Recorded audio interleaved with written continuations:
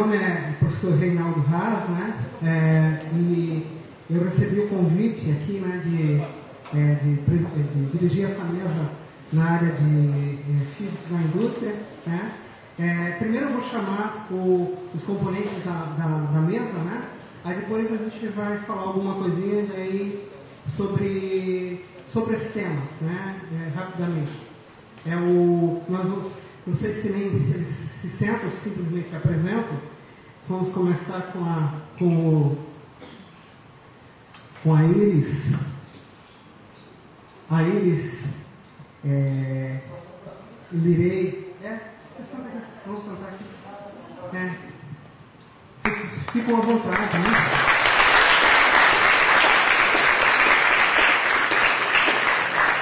A Iris possui graduação em Física pela Universidade Federal do Rio Grande do Sul, em 1993, mestrado em Engenharia de Soldagem e Produção pela Osaka University, em 1997, e atualmente é analista de pesquisa e desenvolvimento da Tractebel Energia, né?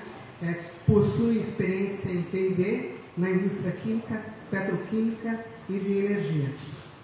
Tá? A outra membro da mesa é a Renata Faria Santos Fico.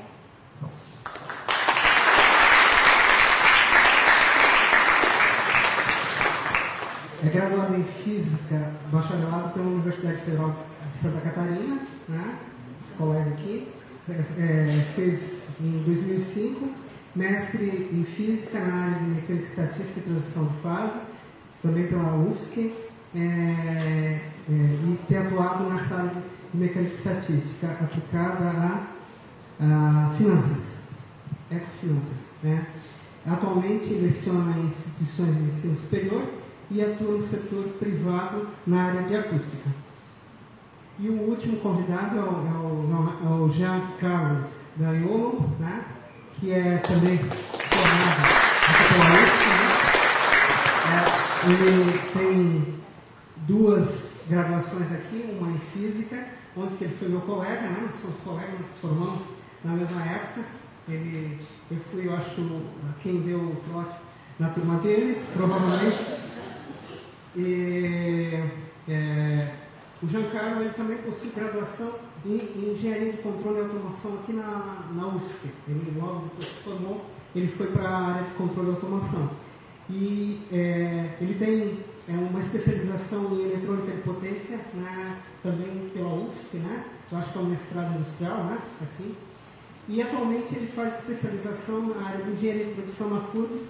E né, a gente depois vai ver dele, mas é um premiado engenheiro da VEG, né, que já nos alegrou bastante, né, com as conquistas pessoais dele, né. Então, bom, com essa mesa, eu vou, em primeiro lugar, aqui fazer um breve relato, uma breve introdução sobre essa honra, né, aqui de estar aqui presidindo essa mesa. Então, em primeiro lugar, eu queria agradecer à comissão organizadora, né, pelo convite. Eu fui, de primeira mão, a primeira pessoa a vibrar com essa ideia de fazer a Semana de Física, né? Não ajudei tanto quanto eu gostaria, porque eu acho que sempre mantive o meu apoio e enfim, eu quando, na graduação, me formei em 1990, em 89, aqui na UFSC, Física Bacharelado, eu fazia o papel, né, eu buscava fazer junto com meus colegas o papel que fez essa comissão organizadora. Por isso eu acho muito bonito o empenho de todos, né, porque quando a gente propõe fazer uma coisa dessa, né, a gente sempre poderia ser melhor, sempre poderia ser várias coisas, e muito pouco a gente recebe de reconhecimento por essas atividades, né? Na minha época a gente organizava idas a encontros da Sociedade Brasileira de Progresso de Ciência, encontros de verão, de física de verão, principalmente na USP, né? Encontros regionais e várias outras atividades, né? Sempre foram muito prazerosas e muito importantes para a formação nossa naquela época.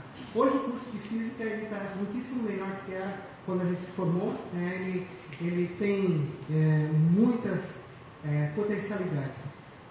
Eu, na época que eu vim estudar física, eu sempre pensei na questão que me parecia meio estranha, que reina, que era do professor, que forma o professor, que forma o professor, que forma o professor, que forma o professor. E eu pensava que um dia essa história, né, eu não entendia muito bem como é que funcionava a ciência, mas eu achava isso relativamente estranho. Eu achava que o físico deveria atuar também em outras áreas, né? Hoje eu reconheço a importância muito grande, né, dessa questão de formação. E eu acredito que o Brasil ainda tem que formar muito mais do que tem formado na área teórica, nas áreas de física experimental, em todas as áreas. Nós não temos necessidade só na área de física aplicada. Mas eu sempre me direcionei muito pela área de física aplicada, né? E em todos os encontros, na época do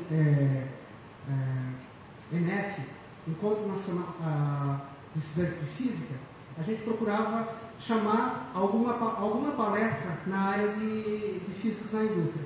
E a primeira que eu participei foi em 1987, em Curitiba, né? E a pessoa começou a palestra dizendo assim: pessoal, aqui nessa audiência ninguém vai ganhar o prêmio Nobel, por isso vocês tudo vão trabalhar na indústria, que é bem mais fácil, vocês não conseguirem ver. Ou seja, foi um horror, né? Um horror. Então, certamente eu acredito que muitos daqui podem tentar fazer isso, são excelentes estudantes, né? E eu acho que essa introdução não foi muito boa. Mais adiante eu ouvi uma coisa mais inspiradora, né? E essa história, né, vem do Akio Morita, né? Para quem conhece um pouquinho de empresas, sabe que o Akio Morita, presidente da Sony, né, hoje já falecido, ele foi o construtor do Japão moderno. Tá? O Japão moderno é o Akio Morita. Tá? Ele foi a Sony, a empresa que ele fundou, foi a primeira empresa a sair do Japão e ir para os Estados Unidos e a montar um sistema de negócios que hoje é um sistema de negócios que todas as empresas do mundo trabalham. E o Akio Morita era físico nuclear. Da equipe do Akio Morita, anos depois, foi ganho o primeiro Nobel de Física do Japão. Né? E aí, quando ele terminou a guerra, ele procurou o professor dele, que havia convidado ele para trabalhar no instituto, e falou assim para o professor: tem um cara que está me convidando para fazer uma pequena empresa. E eu não sei o que eu faço, eu não sei se eu fico na física ou se eu vou para a empresa. Aí o orientador dele disse assim: você é físico, você tem um conhecimento muito maior, um conhecimento tal, que tudo que você quiser fazer, você vai fazer bem. Né? E o Akio Morita, né, levou isso a sério, e eu também levei isso a sério. Né? Eu acho que, enquanto físico, a gente tem um conhecimento muito mais amplo que qualquer outra profissão, então a gente pode se dar ao luxo de acreditar nisso, que tudo é possível. Né? Então a física, o Japão, o Akio Morita, são pessoas muito inspiradoras para nós. Né? E não esses caras que ficam dizendo que ninguém vai ganhar prêmio Nobel. Talvez se ele tivesse ficado no instituto, né, talvez se tivesse o Akio Morita ganho o prêmio Nobel, porque ele era uma pessoa muito inteligente. Bom, além dessa questão da inspiração, né, a minha vida toda, agora eu estou como professor dentro da universidade, mas eu trabalhei durante muitos anos na indústria. Né? Na IPAG, não é bem uma indústria, mas é uma empresa. Né? A gente trabalhou com meteorologia, na época da implantação do centro de meteorologia, né, que hoje é reconhecidamente o melhor centro de meteorologia que nós temos no país, o melhor centro estadual é o nosso aqui de Santa Catarina, já conseguiu fazer muitas coisas de bom, né? Muito embora precisa melhorar muito. E eu trabalhei durante alguns anos nesse local e aprendi muita coisa. Nessa época, eu comecei a trabalhar com uma outra atividade que hoje tem sido, nos últimos anos, a principal fonte de trabalho, que é trabalhar com o setor elétrico. né, trabalhar na época com a Eletrosul, né, e daí depois, quando a Tractibel se separou da Eletrosul, eu passei a trabalhar com a Tractibel e, de uma maneira geral, com o setor elétrico. Né. E o que eu aprendi nesses anos foi que as coisas que a gente precisa resolver na indústria são muito mais simples do que aquelas que a gente sabe, né, dentro da universidade. Mas que, às vezes, pelo fato de a gente estar numa posição privilegiada, tá, a gente pode, né, dar essa informação, fornecer essa informação, e essa informação consegue realmente mudar as coisas dentro da indústria. Eu tenho essa impressão, né, de que eu aprendi muito dentro da indústria, né, e o principal é a criatividade. Né. Eu vou citar um exemplo recente, né, que é um colega nosso da Tractibel, o Vicente, ele estava procurando saber a temperatura do mar no litoral do Paraná, porque eles queriam instalar uma termoelétrica lá. E ele ficou praticamente uns 6 meses, uns 3 meses, tentando levantar essa informação e não conseguia, né, de maneira nenhuma. Né? E ele foi em vários locais, inclusive no primeiro, e não conseguiam dar essa informação para ele. E concomitantemente, eu e o Renato, né, meu colega, passamos para ele uma informação, e aí ele falou assim, bom, com base nessa informação a gente consegue fazer dinheiro, né? Quer dizer, a gente vai conseguir fazer um projeto, vai conseguir utilizar esse projeto ao máximo, né? E conseguir fazer um desenvolvimento industrial. Então é uma coisa tão simples, eu acho que foi 5 minutos, no meu caso, no Renato talvez, outros 5 minutos, que fazem a diferença. E muitas dessas atividades que a gente consegue fazer dentro da indústria são muito mais simples do que aquelas que a gente trabalha, que a gente aprende em sala de aula. Hoje a palavra de ordem no país é a questão de inovação tecnológica. Inovação tecnológica, o Schumpeter, que é um economista do início do século, ele foi o primeiro cara que mostrou o quanto que inovação tecnológica é importante para o país. Em vez de colocar o Brasil com o BNDES emprestando dinheiro para as empresas, né, de uma maneira muito mais efetiva, a inovação tecnológica tem o mesmo efeito de desenvolvimento do país. E a inovação tecnológica ela é feita de várias maneiras, né, mas algum tipo de inovação tecnológica que traz mais dinheiro, ela é feita principalmente por físicos. E laboratórios no mundo todo, né, é o caso mais, é o IBM e o laboratório Bell, e em outros locais do mundo, em vez de falar quantos milhões que investem, elas falam em quantos físicos, né, quantos PhDs, quantos cientistas eles têm, né, no seu quadro. Né. E eu acho que isso, né, agora que o Brasil se acordou para a inovação tecnológica, vai ser um motor. Então, a gente vai, com essa pequena introdução, abrir a palavra para os nossos colegas palestrantes, né? E por uma tradição, né, a primeira palestra é daquela pessoa mais distante, né? E que no caso é o Jean, que veio lá de Jaraguá do Sul. E que já mais ou menos uns 10 minutos ou 12 minutos por aí, né? E aí depois a gente tem uma sessão de perguntas. Bom, boa tarde, já quase boa noite a todos. As suas palavras são inspiradoras, realmente elas me fazem refletir bastante. E tudo que você falou é verdade, né, Reinaldo? O físico, de um modo geral, na indústria, ele tem a oportunidade de fazer a diferença, ok? Por toda a sua formação. Eu estou muito feliz de estar aqui. Enfim, é sempre muito bom voltar para o mundo acadêmico, onde a gente viveu momentos tão felizes, ao mesmo tempo experiências que ajudaram na nossa formação. Eu fico feliz quando olho para uma plateia com tantas pessoas jovens, bonitas e de muita energia, que é o que eu sinto em cada um de vocês. E a linha condutora da minha palestra hoje vai ser justamente essa: energia.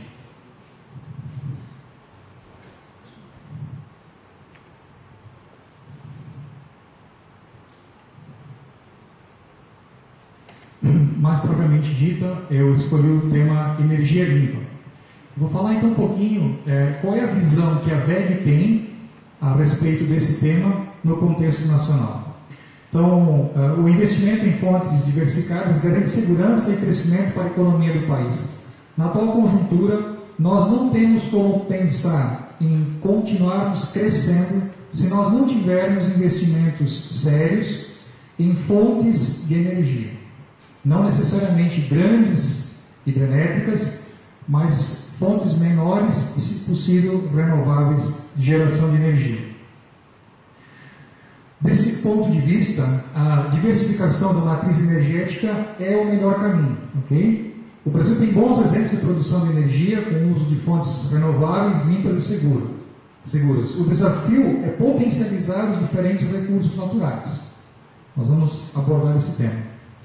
Eu gostaria de destacar que o texto que nós vamos correr aqui, ele tem grandes contribuições do Sr. José Goldenberg, um físico que certamente vocês devem conhecer, já devem ter uma oportunidade, quem sabe, de ler artigos ou até mesmo ver palestras do mesmo. Ele entende o seguinte, que o Brasil ele tem cerca de 80% da sua geração de energia oriunda de usinas hidrelétricas. Okay?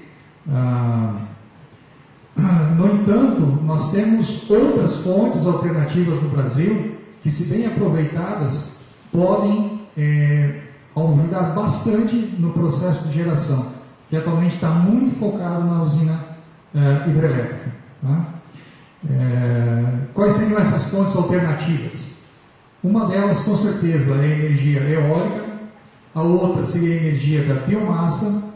Em terceiro nível, nós teríamos as pequenas centrais hidrelétricas, que não causam tanto impacto ambiental e que podem ser espalhadas em vários locais do Brasil, em locais distantes, onde a criação de uma linha de distribuição de energia poderia ser muito cara. No mundo, cerca de 18% da energia usada é do tipo renovável, ou seja, metade provém de ventos, biomassa, como etanol, e também da energia fotovoltaica. Apenas 18% é de energia oriunda de fonte renovável.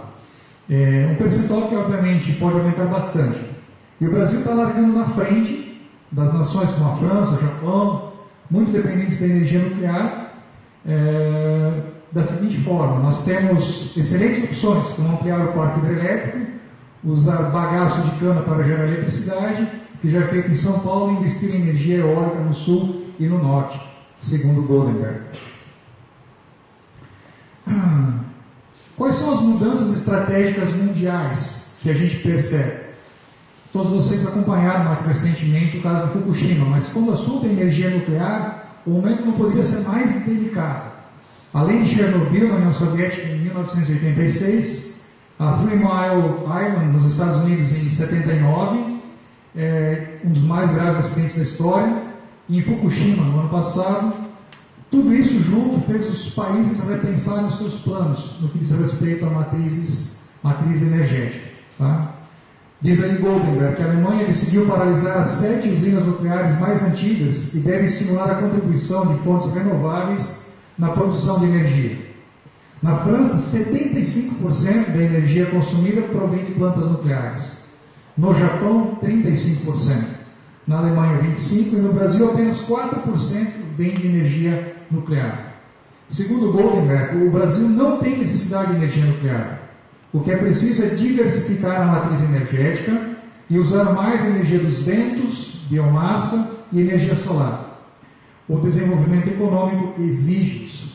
Não há como crescer se não houver esse investimento. Vamos falar um pouquinho sobre as 3 principais fontes. Ok?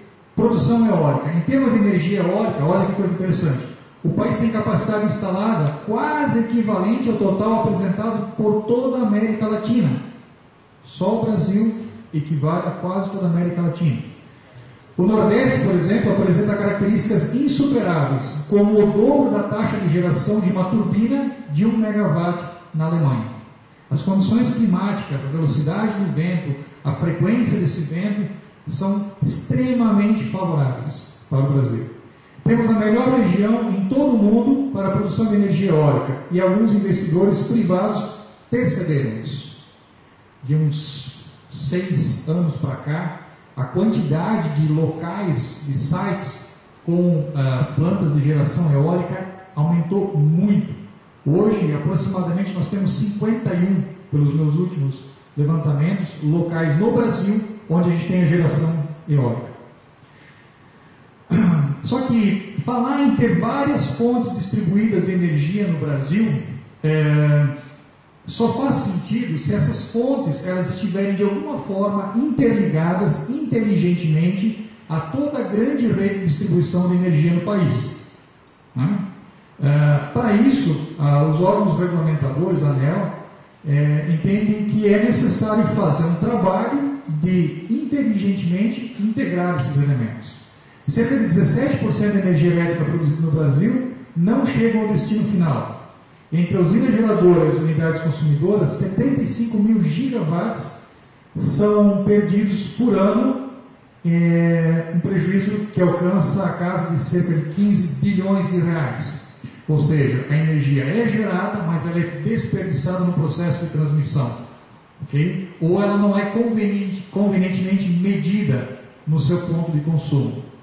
Além disso, esse projeto chamado Smart Grid, ele pressupõe o seguinte: empresas que possuem a cogeração, através da queima do bagaço da cana, por exemplo, elas podem, num determinado momento do dia, do mês ou do ano, apresentarem-se para a rede de distribuição como um grande consumidor de energia, e em outros instantes eles podem se apresentar como fornecedores de energia, porque através da queima do bagaço, do excedente, eles devolvem essa energia, eles vendem essa energia. Okay? E o Smart Grid está aí justamente para tentar fazer essa coordenação entre consumidores e fornecedores. A energia com menor impacto ambiental, né? Aí falando um pouquinho da VEG, que é onde eu trabalho, quais são os tipos de produtos ou sistemas que nós temos para oferecer? A VEG desenvolve projetos, por exemplo, na pequena central hidrelétrica Braço, na divisa do Rio de Janeiro e São Paulo. Essa é uma notícia recente que saiu aí, de uma pequena central hidrelétrica que foi fornecida pela VEG. Essa é uma tendência e é uma realidade. A VEG já fornece turbinas, geradores, transformadores e unidades de controle. E essas pequenas centrais hidrelétricas elas estão se espalhando pelo Brasil. Okay? E a VEG participa desses projetos como um todo, tendo já produtos consagrados para isso. Aposta na cogeração de energia, que é uma outra grande fonte, uma grande promessa, que basicamente consiste no quê? No uso da energia contida no bagaço de cana, que quando queimado gera vapor, e esse vapor aciona geradores, aciona turbinas, e por sua vez acionam geradores elétricos, e a energia elétrica é devolvida à rede. Então aqui tem uma notícia da usina Coruripe, que aumentou a produção de açúcar e etanol e investiu na explotação de eletricidade para garantir retorno em todos os seus processos. Ou seja, ela utiliza parte da energia da queima do bagaço da cana para acionar os seus próprios equipamentos. Com o excedente dessa energia, ela ainda vende para a ANEEL. Energia dos ventos. Também a VEG atua nesse setor, ela tem soluções completas para usinas eólicas, com a incorporação da Trafo, uma empresa lá do Rio Grande do Sul, fabricante de transformadores, e uma joint venture com a Torres Oveja Industrial, que é uma empresa espanhola, que já há muitos anos pesquisa e desenvolve geradores eólicos. Okay? Diz aí o nosso texto que o objetivo é chegar a 10 gigawatts de capacidade instalada ao longo de 10 anos, aumentando a eficiência e os atuais 51 parques eólicos progressivamente. Então, esse é o potencial que a gente tem de crescimento na geração de energia no Brasil. É um caminho sem volta. O Brasil, o potencial eólico começa a sair do papel e deve crescer cerca de 320% na próxima década. Tá? A projeção confirma que a força dos ventos, além de ser a bola da vez das matrizes renováveis, retornou com um novo fôlego o jeito de pensar a questão energética. O rumo da discussão propõe que a complementaridade das fontes de energia contribui para a estabilidade da economia de um país. A eólica, por exemplo, é uma ótima aliada das usinas hidrelétricas. Por quê? principalmente no Nordeste do Brasil, e olha que interessante isso, os ventos sopram mais forte justamente na época mais seca, né? Quando o fluxo de água do Rio São Francisco está baixo, ou seja, eles se complementam. Quando eu não tenho potencial de geração hidrelétrica, eu tenho um grande potencial de geração eólica. Eu agradeço profundamente aos professores, vocês todos aí, pela oportunidade de estar aqui. Acho que eu tenho alguns minutinhos, se não me engano, certo, professor? Não? Estourou já? Eu só quero terminar dizendo o seguinte para vocês. Na indústria, realmente, toda a formação que a gente recebeu na academia de física faz uma grande diferença. Os fenômenos que a gente tem que analisar no dia a dia, se forem olhados somente pelo viés da engenharia, puramente matemático, raciocínio lógico, eles são bastante frios. A formação que nós temos dentro do curso de Física nos permite olhar algumas camadas abaixo do problema e tirar conclusões muito mais profundas e que podem levar a resultados mais eficientes. Ok? Então, nunca duvidem disso. Vocês estão fazendo um excelente curso, ok? E a indústria precisa de profissionais com essa formação. Procurem no dia a dia aproximação com as indústrias, porque nós temos muitas oportunidades, né? E realmente esse desenvolvimento tecnológico que está vindo aí vai precisar de muita gente com excelente formação para poder suprir essa demanda.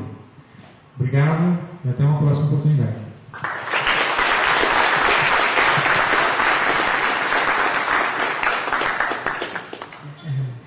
Dando continuidade, né? Agora a apresentação da Renata, depois nós vamos ter um bloco para perguntas do conjunto, que é a segunda.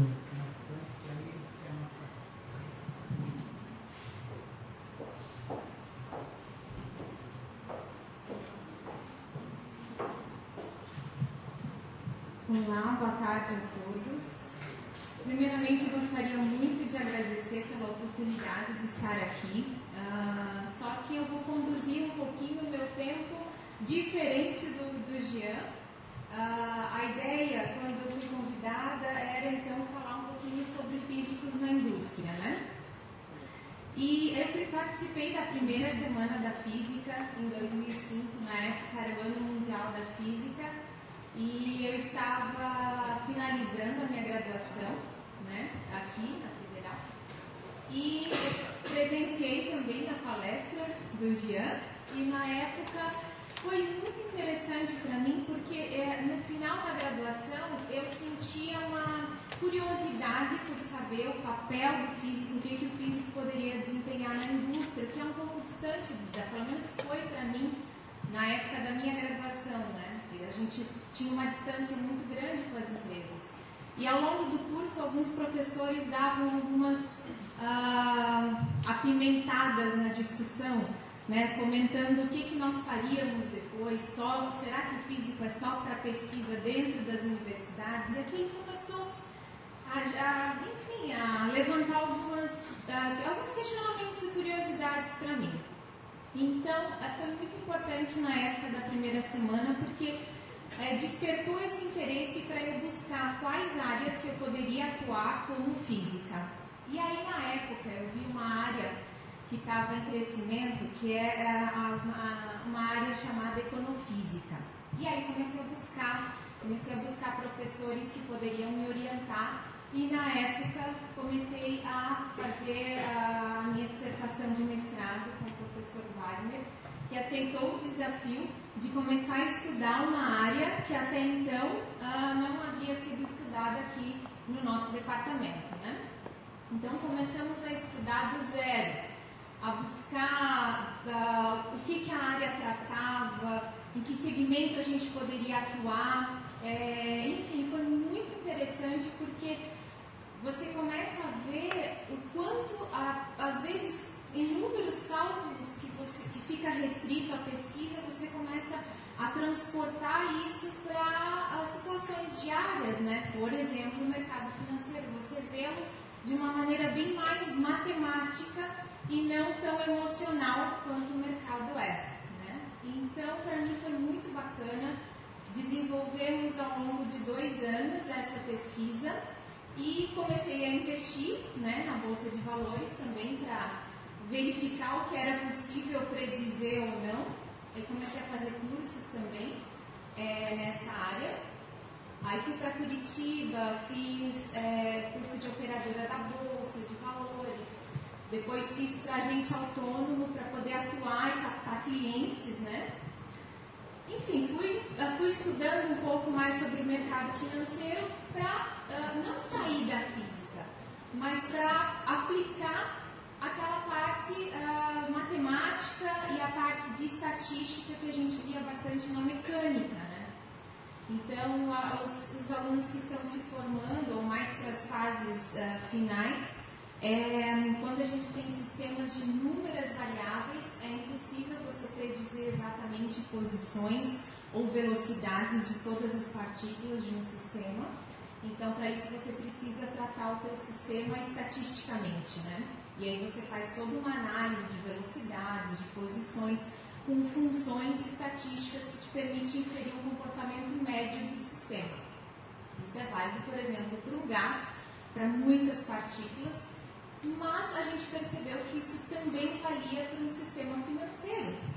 Afinal, inúmeras pessoas investiam, cada pessoa tomava uma decisão, então são inúmeras decisões, e esse comportamento médio dita como o mercado funciona hoje. Então, um dia uma ação está em alta, no dia seguinte ela está em baixa, e existe uma forma de nós modelarmos isso matematicamente ou fisicamente, e é isso que a gente buscou, né, o professor Wagner. Então, durante esses 2 anos, né, aproximar a física estatística, a mecânica estatística ao estudo da Bolsa, né, de Valores. Então, esse foi os meus 2 anos aqui de pesquisa. Então, para mim, eu agradeço muito a participação, é uma honra estar aqui falando sobre isso, porque a UFSC contribuiu muito para a minha formação, professores que estão aqui, né? Mas, enfim, terminou o mestrado. O que a gente faz? Já vi que eu já estava com o pé fora da universidade. Tinha a bagagem, né, digamos assim, a bagagem teórica, e precisava agora aplicar esses conhecimentos. Eu acho que vale muito a pena você ir para fora do mercado para buscar aplicar isso, né? Bom, não tinha experiência, então sempre a graduação, sempre estudando, mestrado também estudando. Como é que eu vou mostrar, então, que eu podia ser útil de alguma forma? Na época eu investia numa corretora, na Ativa, e eu liguei para lá e procurei saber quem que mandava lá, porque essa é a pessoa que ia me ajudar, né? Então descobri quem era a diretora, na época a Silvia, e ia ter uma Excomani em Curitiba. Então ela estaria aqui e agendei, liguei para ela, me identifiquei, falei que era física, minha formação, falei do meu mestrado. Então tudo bem, me encontra, né, em Curitiba que a gente pode conversar sobre isso. Então eu coloquei lá o meu terninho, a minha melhor roupa, peguei um ônibus e fui para Curitiba. Eu precisava de alguma maneira mostrar que eu podia ser útil, né? Chegou lá na Excomani, me apresentei a ela olhou assim, né, uma menina, tinha acabado de sair do mestrado, enfim.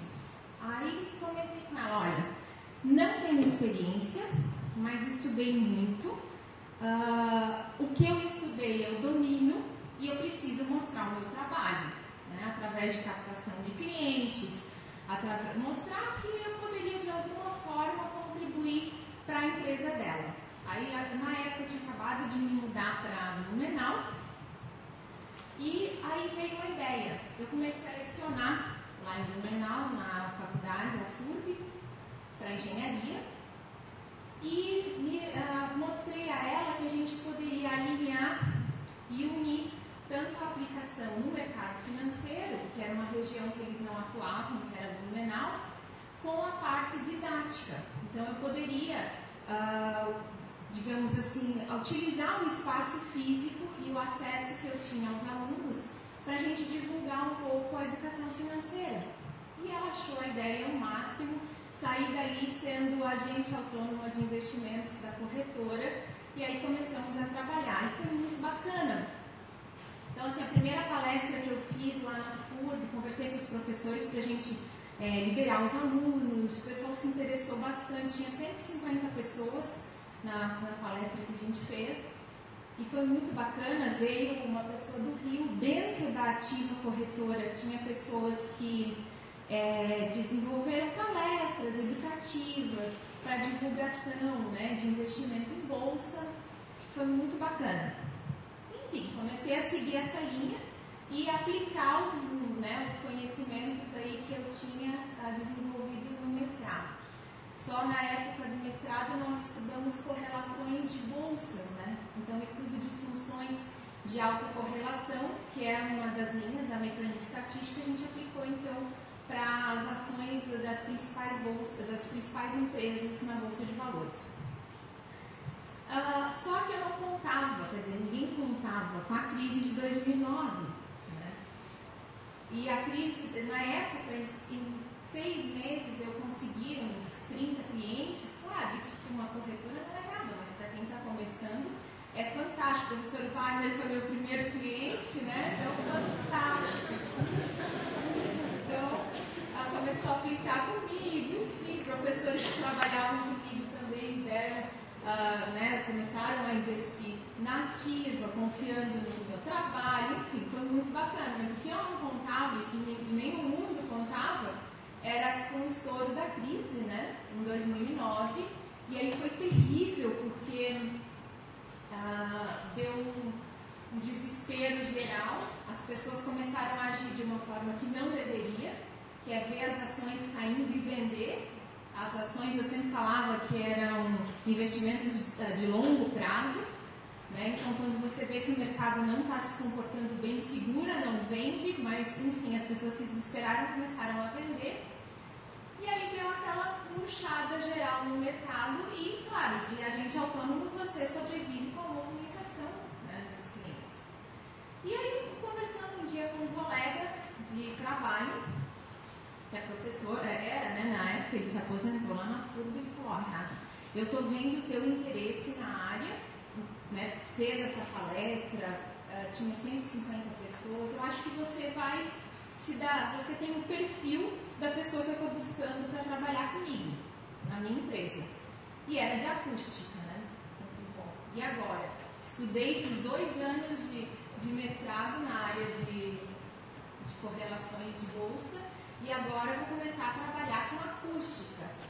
A nossa base é o que? O Halliday, né? De acústica. Mas, enfim, topei o desafio, né? E aí, nos primeiros meses, comecei a me inteirar, porque eu vi que o mercado ia demorar muito para voltar a reagir, né? E eu, curiosa, queria ver qual era, né, da área de acústica.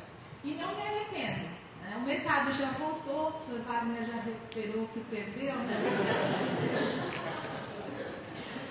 Mas comecei a me inteirar da área, né? Hoje, há 4 anos já, eu trabalho na empresa, a empresa se chama Cital, Isolamentos Térmicos e Acústicos. Na época, o proprietário trabalhava, ele deve ter se arrependido tremendamente de me contratar, porque eu assumi o lugar dele hoje, né? Então, tudo bem, hoje ele está aposentado, está aproveitando a praia, né? Mas, enfim, a ideia é, eu conheci uma nova área, só que eu usei os conceitos e a base que a física me deu para poder assumir a nova área e hoje desenvolver o que eu desenvolvo. Então, só para ilustrar um pouco, então eu tive que deixar de lado, né, o que eu vi no mestrado, mas claro que a base fica. Então, a ideia eu comecei a rever conceitos, ver o que a empresa fazia, né? Então, só para vocês entenderem a ideia da acústica, hoje nós somos muito chamados para fazer controle de ruído. Então, as empresas vão lá, se instalam, né, ganham a licença de instalação, colocam maquinários, esses maquinários fazem ruído e quando olham para o lado está cheio de residência e as pessoas, por exemplo, começam a se incomodar com o ruído da indústria, né? E hoje existem normas que regulamentam o nível de ruído, por exemplo, que uma indústria deve ter nos limites do terreno, ou de dia ou à noite. Essa é uma das atuações, né? Você fazer controle de ruído. Outra é você fazer medições de monitoramento de ruído para a implantação de normas ISO 14000, né? Exige que dentro da indústria você tenha um certo nível de ruído para ter aquela qualidade, aquela certificação. Outra é conforto mesmo, né? Então, às vezes você coloca dentro da tua fábrica um grupo gerador e você precisa garantir que esse equipamento não vai incomodar vizinhos e nem vai incomodar lá dentro do andamento dos serviços, né? Então, o que eu desenvolvo? Eu tenho que chegar numa indústria, né? Hoje o nosso foco realmente é ruído industrial, e eu preciso analisar detalhadamente todo o problema. Eu preciso entender qual é o problema. Então, usando o caso de um grupo gerador, né, que foi até abordado ali para a geração de energia. Hoje, horários de picos é custoso, né, para as empresas, então muitas optam por instalar esses equipamentos principalmente entre 6h30, 9h30 da noite, a hora que o pessoal senta em casa para descansar, ligar a TV, eles estão ligando o equipamento. Então, qual é a ideia? É olhar o ambiente, verificar possíveis saídas de ruído, verificar detalhadamente quais são as especificações da máquina, potência, saída de ar, entrada de ar, para fazer o dimensionamento dos equipamentos para atenuação sonora. Esses equipamentos basicamente funcionam com a perda de energia sonora por atrito, né? Então, são equipamentos metálicos com materiais absorvedores que a gente trabalha com certas geometrias para que quando o fluxo de ar com ruído passar por eles, depois de passar por esses equipamentos, vai ter um ruído bem menor, né? Bem mais atenuado. Então, o que eu percebo que a física foi fundamental? Primeiro, claro, como eu falei, a base, né? Então, o conceito físico hoje é fundamental para entender problemas, para entender a máquina, o funcionamento da máquina, para eu visualizar o problema e conseguir propor a solução. Eu acho que basicamente a gente faz isso no curso inteiro, né? É ler um problema, verificar quais são as variáveis, o que ele está fornecendo e o que você vai fazer com essas variáveis. Então, basicamente, é esse o meu dia a dia, né? Então, por isso que eu penso que o meu perfil é diferente de um engenheiro, né? Muitos já têm uma ideia assim de só resolver. Eu vejo que a preocupação de físicos não é à toa que várias empresas bem conceituadas de física no Brasil têm como proprietários físicos. Em São Paulo posso nomear algumas, que justamente por causa dessa nossa visão de detalhe e capacidade de resolver problemas. Então eu preparei um pouco a fala diferente, mas era para mostrar como que essa capacidade de análise que hoje o curso de física exige do aluno, ela vai ajudar vocês dentro de uma indústria. Basicamente, eu vejo que a indústria precisa desse perfil, de pessoas que estejam preocupadas em entender o problema, analisar perfeitamente e propor novas soluções. Então, basicamente, esse é o meu trabalho, é ir numa empresa, fazer o levantamento completo, mandar ligar, desligar equipamento. Muitas vezes a pessoa não sabe nem por onde começar. Então, você vai numa planta, né, numa usina, tem equipamento por tudo, é ruído que está passando dentro de tubulação, é chaminé também que está levando esse ruído para o resto da cidade e não sabe nem por onde começar. Então a gente tem que fazer um trabalho minucioso, ligar equipamento, desligar equipamento, faz uma medição na tubulação, sobe às vezes, eu já me pendurei em cada lugar que é de arrepiar. Mas, enfim, às vezes 15, 20 metros de altura está lá eu com o equipamento de medição, mas faz parte, você precisa enxergar onde você vai atacar o problema primeiro, né? Por que primeiro? Porque muitas vezes, na verdade, quanto maior a planta, mais o cliente vai gastar. A ideia é essa, né? Mais equipamentos ruidosos se tem e maiores são as intervenções. E para uma indústria, eles veem a acústica como um custo, não um investimento. Né? Porque uma máquina, você vai comprar e pensa assim, bom, em quanto tempo eu vou recuperar esse investimento que eu fiz? A acústica é um cristal, você compra se você tem condições. A princípio, hoje não, porque tem leis, né, que estão regulamentando e que as empresas precisam seguir. Mas então você precisa mostrar para a empresa que está prestando o serviço por onde ela deve começar, a fim de economizar. Então, isso também é diferente, né? Você não pode simplesmente, olha, você precisa fazer uma intervenção em 15 pontos. O pessoal vai mandar você embora. Então, você precisa ver os 15 pontos, mas analisar qual deve ser o primeiro e conseguir prever qual vai ser a redução de ruído a partir dessa primeira correção. Então, basicamente, é avaliar uma dada planta, né, identificar fontes ruidosas e propor soluções. Sempre de olho no que está se desenvolvendo novo, né, para que você consiga aplicar no seu trabalho e ter um diferencial em relação às outras empresas também. Enfim, basicamente a ideia que a gente tem quando estuda de tentar resolver problemas é o que eu faço no meu dia a dia, né? Então, eu acho que a física contribuiu muito para a minha formação.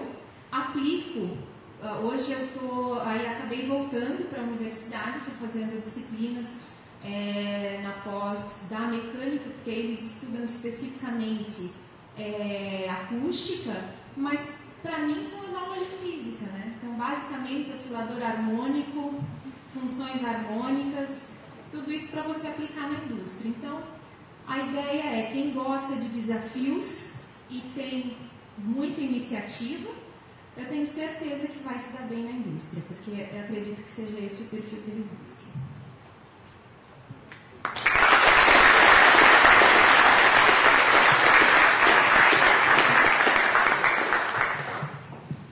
Obrigado, Renata. No departamento de física nós temos um ar-condicionado para te dar um jeito. Estamos fazendo um barulhão. E é novinho. Agora vamos a palestra da Iris.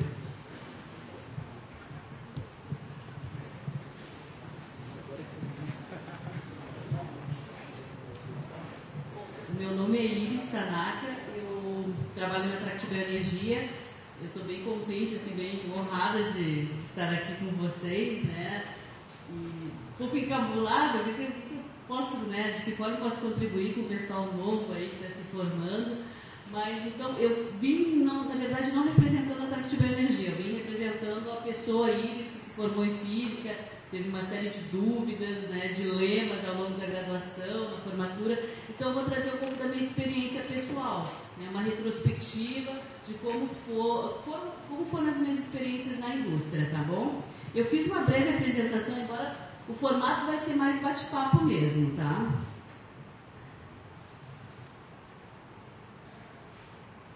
Meu PowerPoint nunca é muito bonito, mas tudo bem, né? Então, um relato de uma experiência, tá?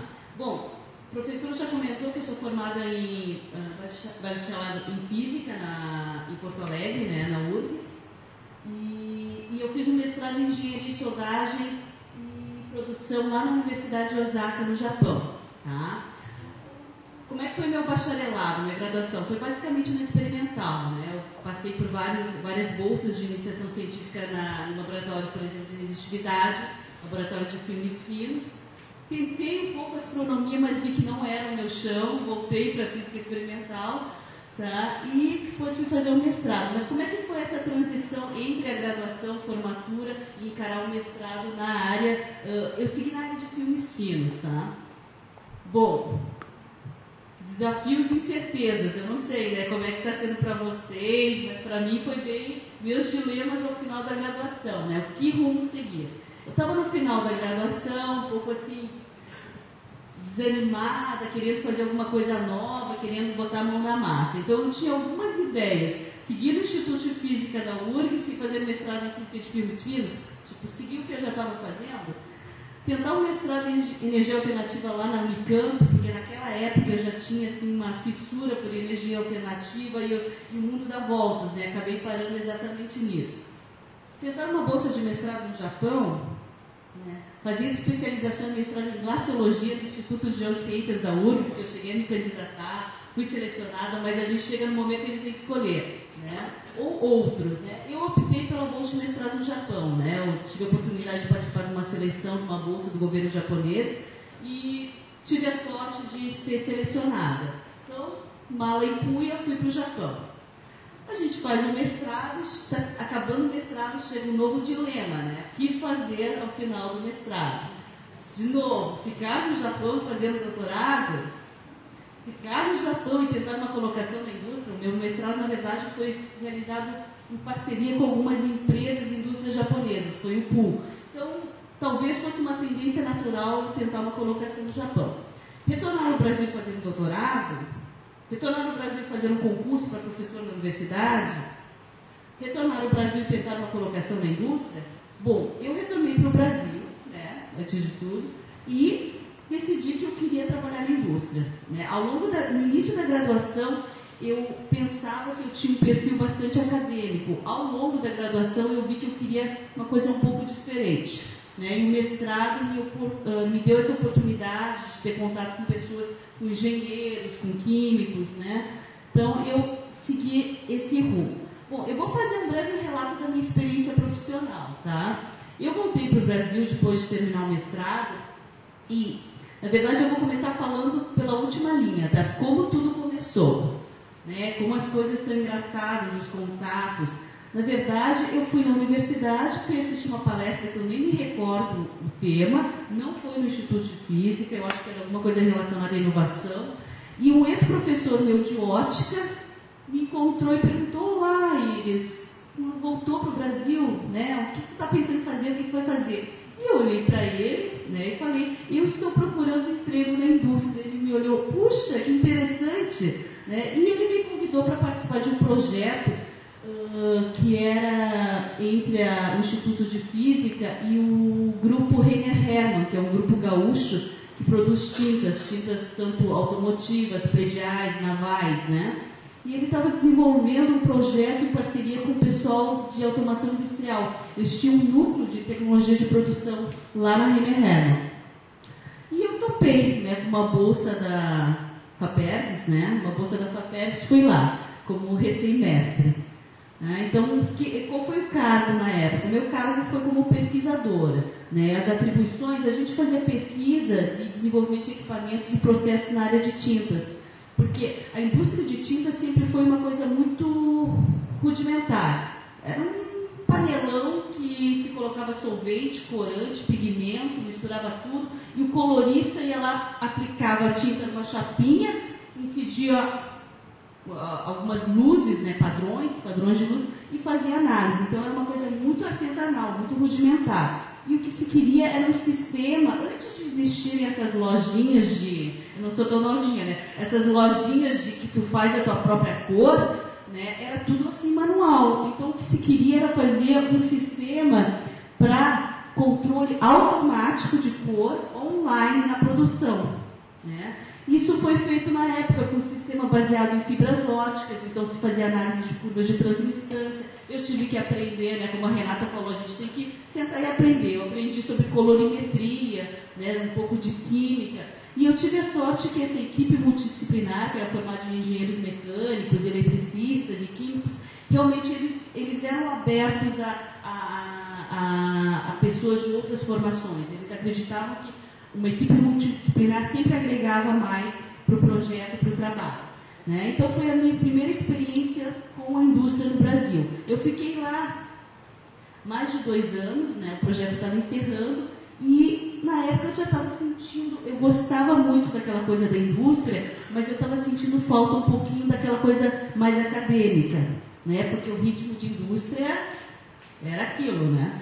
Então, o que aconteceu? Na época, eu estava encerrando o projeto lá e, numa das idas à universidade, um ex-professor de magnetismo, né, ele teve uma conversa casual comigo, perguntou o que está fazendo, estou encerrando o projeto. E ele, na época, ele era o diretor do Centro de Microscopia Eletrônica lá da Federal. Era um centro de pesquisas novo, né? E ele me convidou para participar, implantar o centro, né? Ele ainda tinha 1 ano, um pouco menos. Então, eu fui contratada, né, uma funcionária, né, com cargo de física, e participei da implantação, coordenação de laboratório metalográfico, químico, deposição de filmes finos, para preparação de amostras, né, para microscopia eletrônica, e também trabalhei na parte de operação do microscópio eletrônico. A gente fazia elaboração de procedimentos operacionais, manutenção, treinamento de equipes, fazia o suporte aos usuários. E a minha equipe era o quê? Físicos, técnicos em análises biológicas, porque a gente também trabalhava com microscopia de varredura, com enfoque muito em amostras biológicas. Então, foi uma outra experiência, fora da indústria, voltando para a pesquisa, né? Mas depois de um ano e pouco, eu senti falta da indústria, né? Voltei a sentir falta da indústria e de botar a mão na massa mesmo, né? Porque o ritmo lá, ele era outro ritmo, era um ritmo mais assim, lento. Imagina, implantar um centro de microscopia, as dificuldades. Então, a gente tem esses altos e baixos, né? Então, nessa época, eu estava decidida a retornar à indústria, né?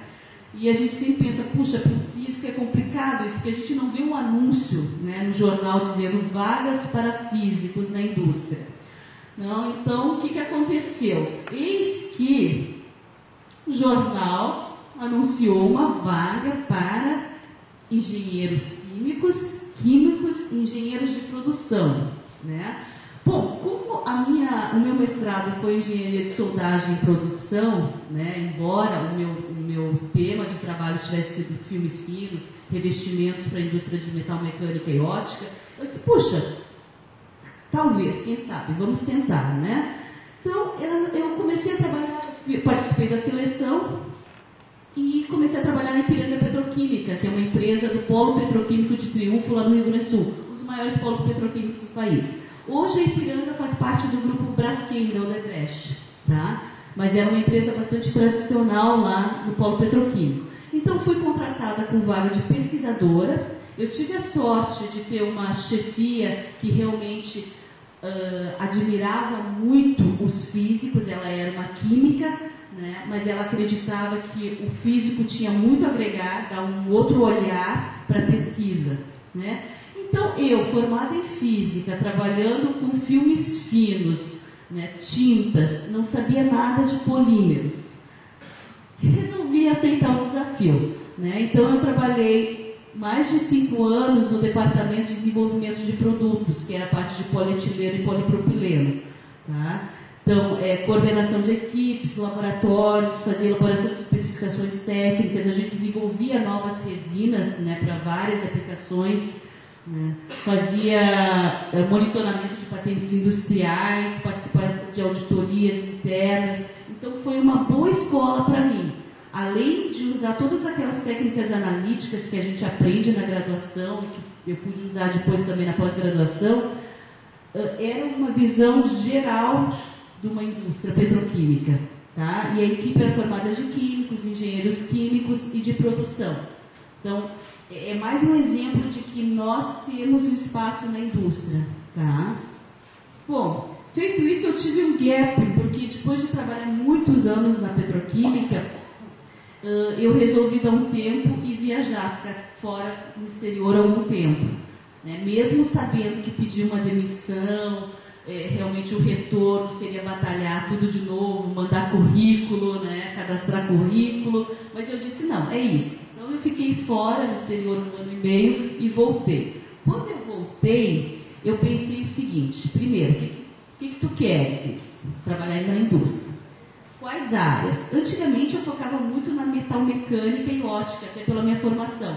Mas eu vi assim, eu queria trabalhar com energia e petróleo. Assim, energia elétrica, energia alternativa ou petróleo. Por quê? Porque eu pensava o seguinte, o que o mundo vai precisar?